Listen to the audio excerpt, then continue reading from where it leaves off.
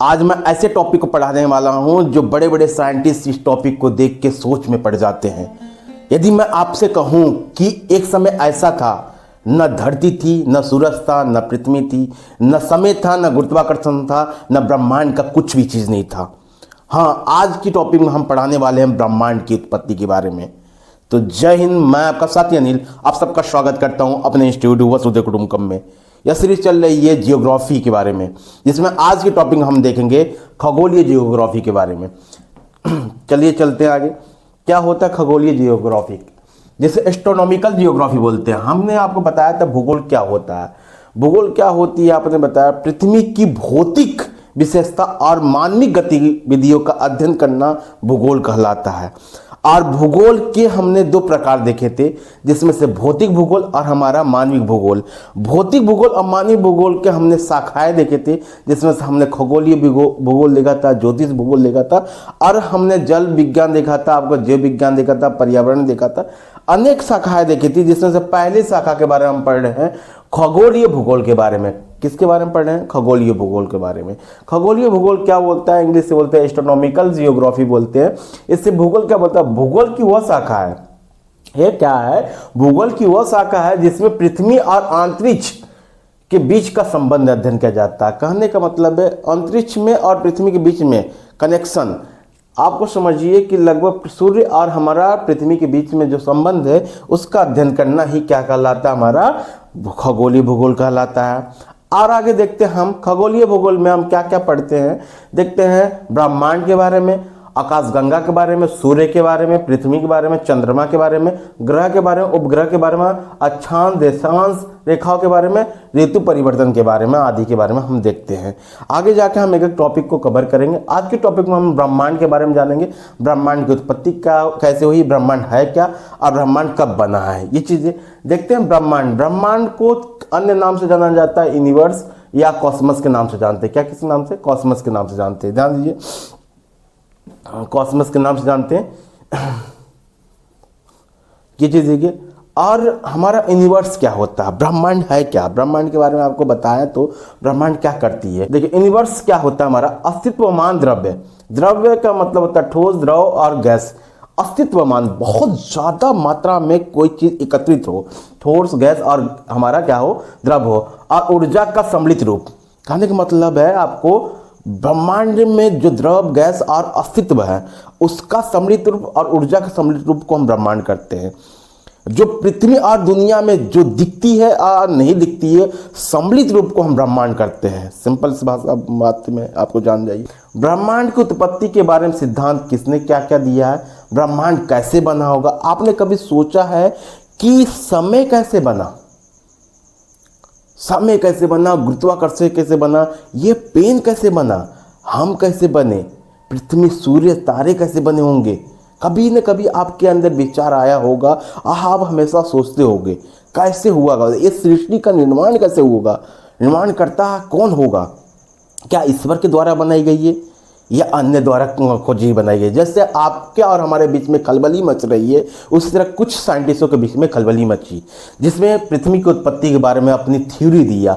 सबसे पहले थ्योरी देने वाले आपको मिलते हैं आइजैक न्यूटन मिलते हैं। हाँ, आइजैक न्यूटन, वही न्यूटन जो थर्ड नियम और फर्स्ट नियम और सेकंड नियम दिए हैं। किसका? हमारा गति के नियम के बारे में दिया उन्होंने। क्या? गुरुत्वाकर्षण, ग्रेविटी के बारे में दिया उन्होंने। क्या क्या नियम दिया, लॉ बनाया। इसीलिए उन्होंने क्या बोला, अब देखिए आइजैक न्यूटन क्या बोलते हैं 1600 ईस्वी में, क्या बोलते हैं अपने सिद्धांत। ये हमारा देखने को मिलते हैं यूके के, यूनाइटेड किंगडम के देखने मिलते हैं, इंग्लैंड से थे। और उन्होंने अपना मत क्या दिया जो ब्रह्मांड के बारे में। जैसे हम आज ब्रह्मांड को सोच रहे हैं कि ब्रह्मांड की उत्पत्ति कैसे हुई होगी, उसी तरह हमारे न्यूटन साहब ने सोचा क्या, ब्रह्मांड की उत्पत्ति कैसे हुई होगी। उन्होंने बोला कि ब्रह्मांड हमेशा से था और हमेशा ऐसे ही रहेगा। बोला कि नहीं, जिस तरह ब्रह्मांड है उसी तरह है, जहाँ सूरज है, तारे हैं, उसी तरह एकत्रित रहे और उसी तरह रहेगा, ये चीज़ें। और उन्होंने बोला स्थिर ब्रह्मांड है, ब्रह्मांड के सभी चीज़ एक दूसरे से खींचती है। कहने का तात्पर्य है कि अगर पृथ्वी चंद्रमा को खींच रही है तो और आपको देखने को मिलेगी पृथ्वी को सूरज खींच रहा है। इस तरह क्या बोल रहे हैं उन्होंने कि हमारा गुरुत्वाकर्षण के कारण क्या कर रहा है, एक दूसरे से खिंचाव के कारण एक दूसरे पर स्थित है। तो ये चीज़ें ध्यान दीजिए। और हमारा ब्रह्मांड का स्थिर है। ये किसने बोला? न्यूटन ने बोला। और हमारा क्या होता है? 16 ईस्वी में दिया। कुछ समय बाद न्यूटन की ग्रेविटी के बाद, कुछ क्षणों के बाद, कुछ सालों के बाद बहुत सारे साइंटिस्टों, खगोलीय वेताओं के बीच में बहुत खलबली मच गई। क्या ग्रेविटी अगर है, ग्रेविटी की वजह से क्या एक दूसरे खिंचाव की वजह से क्या ब्रह्मांड स्थिर है, ब्रह्मांड में जो अवस्था है एक सामान्य अवस्था में है, तो इसकी खलबली सब साइंटिस्टों में मची। उन्हीं में से एक और थे एल्बर्ट आइंस्टीन। 1917 में अपनी थ्योरी देते हैं, जो आपको देखने को मिलते हैं, ये थे जर्मनी के। एल्बर्ट आइंस्टीन ने क्या थ्योरी दिया आप देखने को मिलते हैं, खगोलीय शास्त्री थे। उन्हें ग्रेविटी, यदि ग्रेविटी सबको खींचती है, कहने का तात्पर्य ये है कि ग्रेविटी ये किसी को खींचती है, ये पेन अगर करे तो हम डाउन गिर जाएगी, उसी तरह खींचती है। तो ब्रह्मांड गिर क्यों नहीं जाता? ब्रह्मांड अगर गिर क्यों नहीं जाता? तीन की थ्योरी थी, ब्रह्मांड क्यों नहीं गिर जाता? तो इस तरह स्थिति उनको किस पे दिया? न्यूटन का विरोधवाद किया उन्होंने, ये चीजें। तो उन्होंने क्या बोला? ब्रह्मांड चूंकि स्थिर है, क्या देना? आइंस्टीन ने बोलते हैं ब्रह्मांड स्थिर है, न फैल रहा है न संकुचन है। क्या है? न संकुचन है, न फैल रहा, न फैल रहा है न संकुचन है। ये चीज ध्यान दीजिए। और ये किस तरह की बनी है, बैलेंस किस तरह का है? तो कहने का मतलब है इस पे ग्रेविटी तो लग रही है, ग्रेविटी के द्वारा क्या है? खींच रहा है, अपनी तरफ से क्या कर रहा है? खींच रही है ये चीजें। लेकिन हमारा फोर्स की वजह से क्या कर रहा है? इस पे फोर्स भी लग रही है। उन्होंने बोला फोर्स लग रही है, ये चीजें फोर्स की वजह से क्या कर रही है? ये क्या ब्रह्मांड क्या हमारा घूम रहा है, ये चीज देख ले। ब्रह्मांड क्या कर रहा है? धकेल रहा है, ये चीज फोर्स की वजह से धकेल रहा है, ये चीज। आगे चलते हैं, हम देखते हैं ये क्यों थे। आइंस्टीन के बारे में देख लिया हमने, ब्रह्मांड के दिया आपने, उनका मत थ्योरी दिया, और न्यूटन ने दिया थ्योरी। अब देखते हैं बेल्जियम के बहुत बड़े खगोलीय शास्त्री क्या करते हैं। जब आइंस्टीन की थ्योरी को देखते हुए 10 साल बाद उन्होंने थ्योरी पर रिसर्च करने लगते हैं, और उन्होंने क्या करते हैं, जॉर्ज लेमेत्रे नाम के एक साइंटिस्ट थे, हमारे बेल्जियम के साइंटिस्ट थे, गणित थे, और हमारा आइंस्टीन थ्योरी और ब्रह्मांड के फैलाव, ब्रह्मांड के फैलाव में लगभग 1920 से लेकर 1929 तक आपको क्या है, आपको देखने को मिलता है हमें। आपको एडविन हब्बल ने क्या किया, इस पे खोज किया। 1920 में हब्बल ने कहीं ना कहीं बताया कि ब्रह्मांड जो है फैल रही है। क्या है? ब्रह्मांड फैल रहा है। किस तरह थ्योरी बताता है, आगे चलते हैं। बोलते हैं उन्होंने देखा क्या, जॉर्ज लेमेत्रे ने गणितीय और आइंस्टीन और हमारे ब्रह्मांड के फैलाव की थ्योरी देखते हुए उन्होंने दिया कि यदि आज ब्रह्मांड फैल रहा है, बोला कि आज यदि ब्रह्मांड फैल रहा है तो कल ब्रह्मांड कम भी हुआ होगा। ये चीज इनका, तो समय पीछे जाओ तो हमारा एक बिंदु में होगा। उन्होंने क्या बोला, यदि आज ब्रह्मांड फैल रहा है तब समय पीछे जाओ तो कुछ बिंदु के समान होगा। जैसे आपको ध्यान दो, यदि अगर एटम मतलब परमाणु बम अगर ब्लास्ट किया जाए तो क्या होगा? ब्लास्ट करने के बाद क्या होगी? वो आग निकलेगी, आसपास किसी को विनाश कर देगी। उसी तरह क्या होगा, एक परमाणु बम क्या होगी? एक आकार में होगी, इस तरह होगी, आपको पता है, इस तरह होगी। जब ब्लास्ट करेगी ये फैलाव होता है। तो उसी तरह अगर पीछे जाए, समय को पीछे किया जाए, जैसे ये पेन ऐसे चल रही है, इसे बैक किया जाए तो कहने का तात्पर्य एक गोले के थ्रो में आ जाएगी। जैसे अब अगर हम देखेंगे एटम कोई फोड़ते हैं तो ब्लास्ट हो जाता, एनर्जी निकलती है। अब देखो इन्होंने बोला कि यदि आज ब्रह्मांड फैल रहा है तो समय बिंदु ठीक ना, पीछे जाओ तो बिंदु के एक बिंदु में होगा। ये चीज जाओ एडम, ठीक ना। आप देखिए एडविन हब्बल क्या बोलते हैं, एडविन हब्बल साहब क्या बोलते हैं, 1929 में बोलते हैं। यूएसए के थे, बहुत बड़े साइंटिस्ट थे। आप देखो 1920 से 1929 में देखते हैं। यूएसए में एक आपको देखोगे तो हुकर्स आपको टेलीस्कोप था, बहुत बड़ा टेलीस्कोप आपको दिखता होगा। क्या होगा? टेलीस्कोप दिखता होगा। टेलीस्कोप में देखता होगा कि 1917 में क्या है, उन्होंने क्या किया, टेलीस्कोप का स्थापना हुआ था। टेलीस्कोप के द्वारा हब्बल ने साहब ने क्या किया, अंतरिक्ष को देखने रिसर्च करने लगा। देखा कि जो हमारी आकाश गंगा है वो धीमे धीमे दूर जा रही है, हमारा क्या है, पास से दूर जा रही है।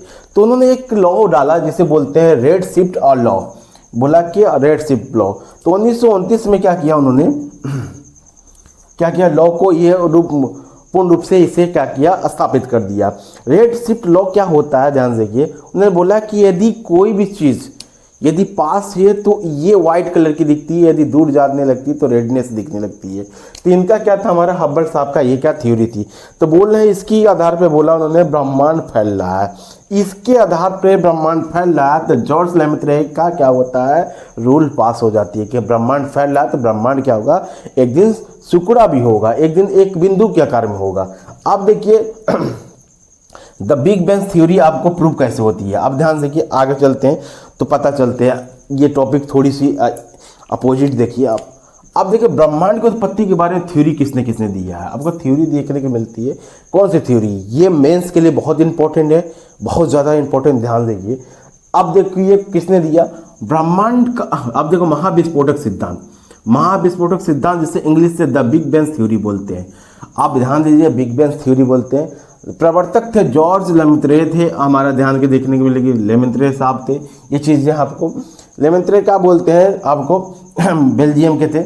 अब देखो समय कब था, 1927 में थ्योरी दिया। इसका समर्थन कौन दिया, एडविन हब्बल ने द्वारा दिया, होकर हार्क केस के द्वारा दिया, होकर टेलीस्कोप के द्वारा दिया गया। इसको क्या किया, समर्थन मिल गया। और इसकी थ्योरी क्या बोलती है, बोलते हैं कि हब्बल ने क्या किया, सब कुछ देखने के बाद जॉर्ज लेमेत्रे ने अपने देखने के बाद क्या किया, अपनी थ्योरी दिया। बोला कि 13.8 वर्ष पूर्व ब्रह्मांड एक बिंदु में समाहित था। अचानक उसमें विस्फोट हुआ, अचानक विस्फोट हुआ।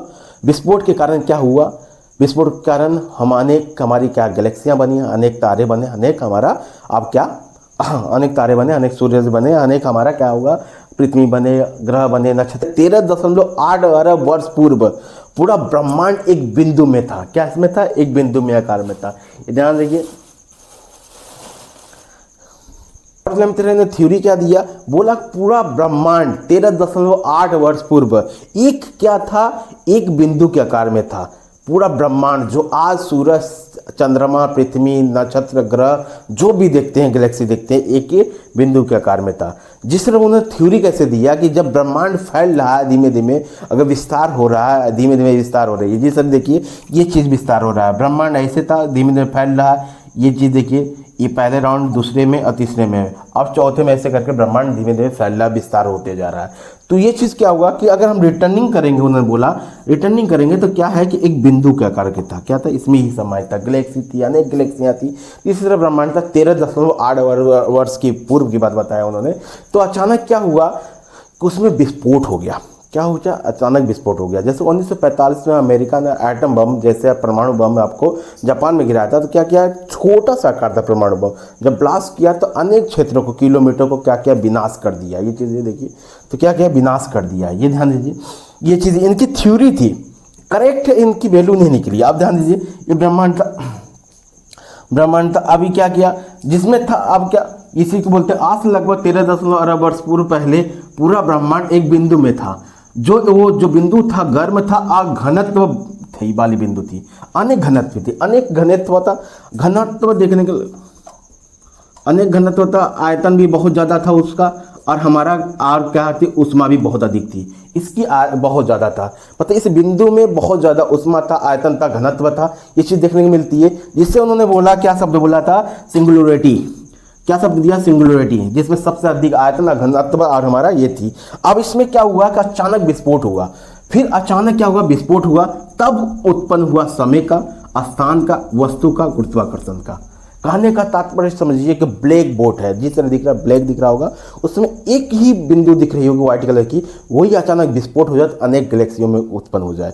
उन्होंने किस थ्योरी दिया, हमारा जॉर्ज लेमेत्रे दिए थ्योरी दिए। अब देखिए हमारा दूसरी थ्योरी क्या था, स्थिर अवस्था सिद्धांत। हमारा पहला महाविस्फोट सिद्धांत, बिग बैंग थ्योरी बोलते हैं, स्टडी स्टेटेड और थ्योरी बोलते हैं इसे। प्रवर्तक थे 1948 में आपको थॉमस और गोल्ड थे। कौन थे, थॉमस गोल्ड। थॉमस गोल्ड का सिद्धांत क्या है, थॉमस गोल्ड का सिद्धांत क्या है, ब्रह्मांड कोई आरंभ एवं अंत नहीं है, यह हमेशा से ऐसे ही था। क्या था, हमेशा से ऐसे ही था। तो लगभग आपको देख लो, कॉस्मिक आपको माइक्रोवेव और हमारा देखने में बैकग्राउंड की खोज के बाद इसे क्या किया, असफल मान दिया गया। मतलब थीमर अवस्था में सिद्धांत हो गया।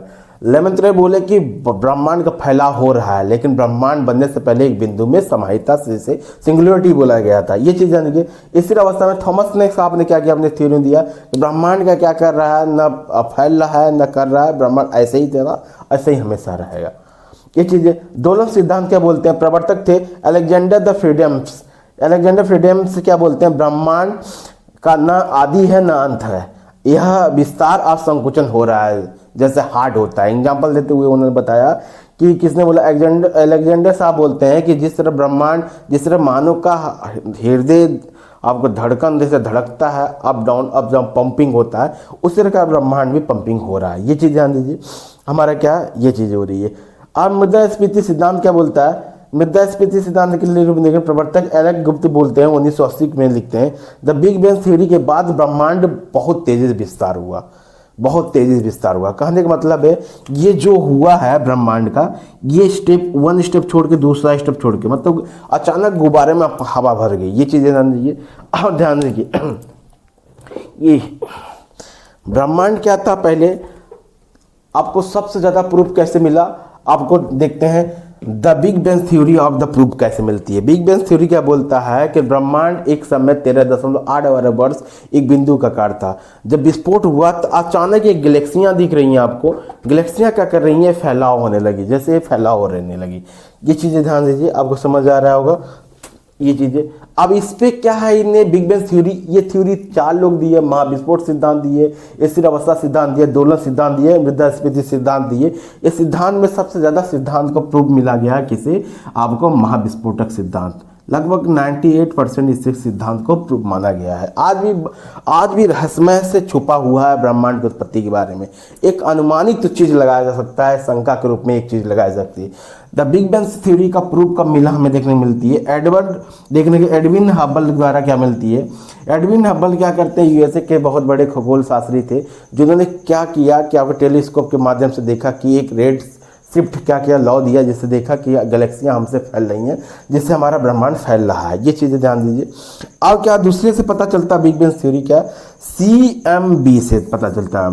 अब देखो कॉस्मिक माइक्रोवेव ऑफ बैकग्राउंड पता चलता है। कॉस्मिक कुछ साइंटिस्टों ने, यूएसए के साइंटिस्टों ने सोचा है 1965 में, 1965 में क्या सोचा, CMB सोचा। CMB क्या होता है, उन्होंने सोचा कि ठीक है ना, कॉस्मिक माइक्रोवेव ऑफ बैकग्राउंड सोचा। उन्होंने क्या बोला, यदि कभी भी कोई भी चीज़, जैसा आपको 1945 में अगर जापान पे अमेरिका ने बमबारी किया, आइटम बम गिराया, तो कहीं ना कहीं रेडिएशन वहाँ पे उपलब्ध आज भी है, हार्मफुल आपको किरणें रहती हैं। आपको ध्यान दीजिए, ये चीज़ क्या कहने का तात्पर्य है कि वहाँ रेडिएशन अभी तक उपलब्ध है। उपलब्ध होने के ये पता चलता है कि वहाँ पे आइटम बम गिरी हुई थी। तो इसी तरह क्या किया कि यदि अगर ब्रह्मांड का विस्फोट हुआ होगा, बिग बैंग थ्योरी का ब्रह्मांड का विस्फोट हुआ होगा, तो कहीं ना कहीं जिस तरह रेडिएशन होता है, उसी तरह कहीं ना कहीं एक किरण होगी, एक हमारा क्या होगा, हमारा क्या होगी, प्रकाश होगा, एक रोशनी होगी, एक लाइट होगी। तो उसी की खोज में करते हुए साइंटिस्टों ने विचार करते हुए एक एंटीना का आविष्कार किया अमेरिका में, और चल पड़े कि निकलने की खोज करते, तो माइक्रोवेव बैकग्राउंड की पता किया कि नहीं, कॉस्मिक ब्रह्मांड के माइक्रोवेव की खोज किया। तो एंटीना को लेके एक साइड इधर लेके गए, इधर लेके गए। एंटीना की साइड ले गए तो बहुत सारा आवाज़ करने लगा, जिस तरह आपको नॉइस आने लगा। नॉइस की वजह से उन्होंने सोचा कि एंटीना खराबी होने लगी। तो खराबी के कारण उन्होंने क्या किया, उसे बनाने की कोशिश किया, वायर चेक किया, लेकिन कोई खराबी नहीं थी। जब दूसरे साइड राउंड दिया तो वही आवाज़ साउंड आ रही थी। जो नॉइज़ आ रही थी असल में एक्चुअली में नॉइज़ ना होके क्या कहती, हमारा माइक्रोवेव थे। क्या थे, वेव थे। वो कोई किरण थी, हमारे प्रकाश का किरण थी। ये चीज़ जानिए, ये होता, उससे पता चलता है कि हर क्षेत्र में एक किरण है जो हल्का हल्का दिखती है। जैसे हमको आपको देख लेंगे ब्लैक फ्रेम में देखोगे, आपको किसी का फोटो देखोगे तो बहुत सालों के बाद धुंधला धुंधला दिखती है। जो हमारा CMB है, ठीक ना, वेव है, तो वो क्या है कि हल्की हल्की कमज़ोर हो गई है, हर जगह है, ब्रह्मांड में हर जगह फैली हुई है। इससे ये पता चलता है कि हमारा बिग बैंग थ्योरी जो थी 100% सही थी थ्योरी। ये चीज़ है, करेक्ट मानी गई। अब देखिए 1990 में क्या, कॉस्मिक सैटेलाइट लॉन्च किया गया, जिससे कोप्स बोला गया, आपको वेब मैप बोली गई, जिससे पता चला कि हमारा ब्रह्मांड की उत्पत्ति का वर्ष पता चला कि 13.8 वर्ष रहा। तो ये है आपका ब्रह्मांड की उत्पत्ति के बारे में।